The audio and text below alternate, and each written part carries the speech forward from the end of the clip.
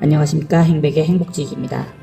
오늘은 저희 행복지도에서 행복한 수익 극대화를 위해 필요한 경제 지식을 쌓는 시간을 갖도록 하겠습니다.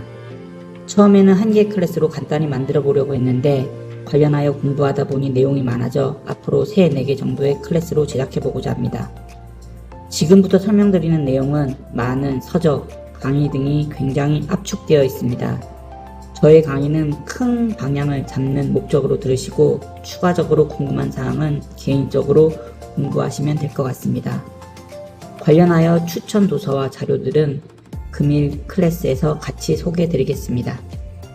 저는 경제에 대한 설명을 경제 리듬, 돈의 리듬, 투자의 리듬 3가지로 나누어 이야기를 하고자 합니다. 사실 재테크라는 것이 운과 복이 많이 작용하는 것 같습니다.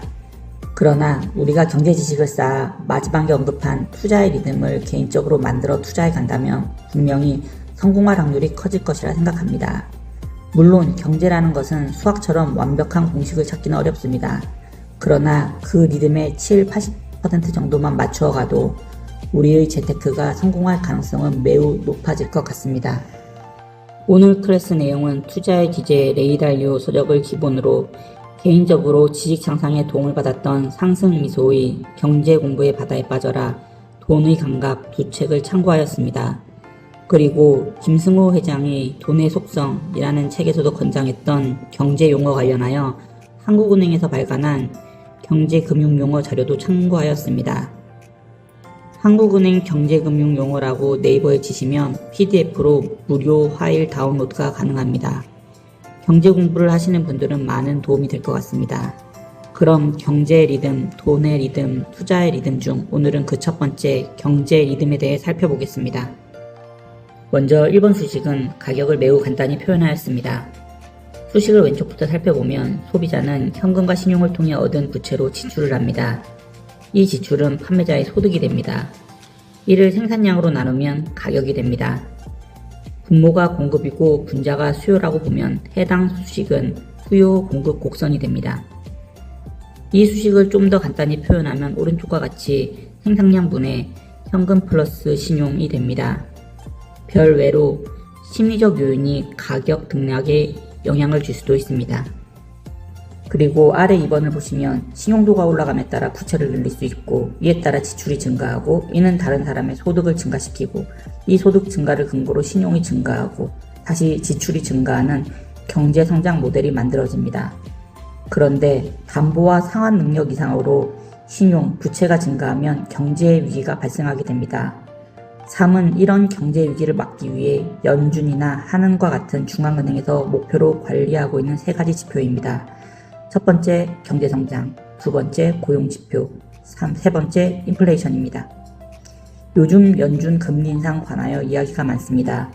연준에서 인플레이션 증가폭이 많이 둔화되어 금리 동결을 생각했는데 고용지표가 너무 좋아 금리를 더 올릴 수 있다는 뉴스가 나왔습니다. 이 이야기를 이해할 수 있으면 경제에 대한 감이 있으신 분이라고 생각됩니다. 네 번째 사항으로 국가 경제 성장을 확인할 수 있는 가장 중요한 지표인 GDP에 대해 이야기해 보겠습니다. GDP는 정부 지출, 기업 투자, 가계 지출, 수출 마이너스 수입으로 구성되어 있습니다. 이 중 정부 지출, 기업 투자, 가계 지출은 국내 화폐로 구성되어 있고 수출 마이너스 수입은 해외 화폐로 구성됩니다. 그럼 GDP를 올리기 위해서, 즉 경제 성장을 위해서 무엇을 해야 할까요? 첫 번째로 기술 자원으로 이루어진 생산성 증가가 필요하고 그 밖에 인구 증가, 소득 증가가 필요합니다. 그리고 우리나라와 같은 자원이 없는 나라에서는 미국과의 친밀도도 국가 성장에 큰 영향을 받을 수 있습니다. 반면에 자원과 인구가 풍부한 인도네시아 같은 경우 미국과의 친밀도가 우리나라와 같이 크게 영향을 받지 않습니다. 다섯 번째 사항으로 수출과 수입 금액에 따라 국가의 외환보유고와 환율이 변합니다.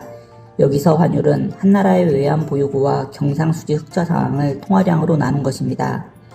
외환보유고 부족이나 한 나라의 통화량이 급증하는 경제 위기가 발생하면 환율이 급등하는 이유입니다.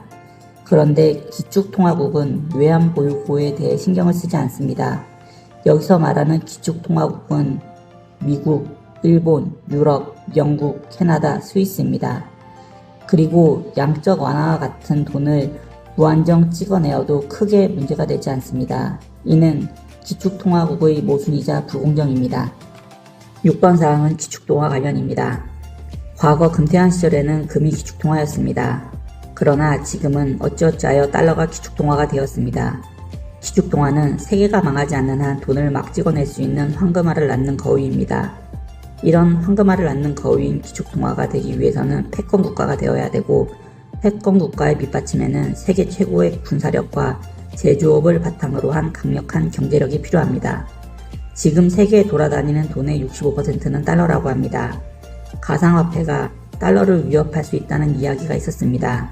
그러나 기축통화 국가들이 자신의 황금알을 낳는 거위를 가상화폐에게 쉽게 넘겨주지는 않을 것 같습니다. 제 클래스를 듣고 여러가지 어렵고 이해되지 않는 부분이 많을 것 같습니다.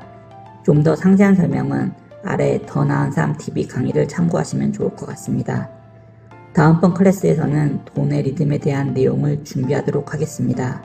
이것으로 오늘의 10번째 클래스를 마치겠습니다. 감사합니다.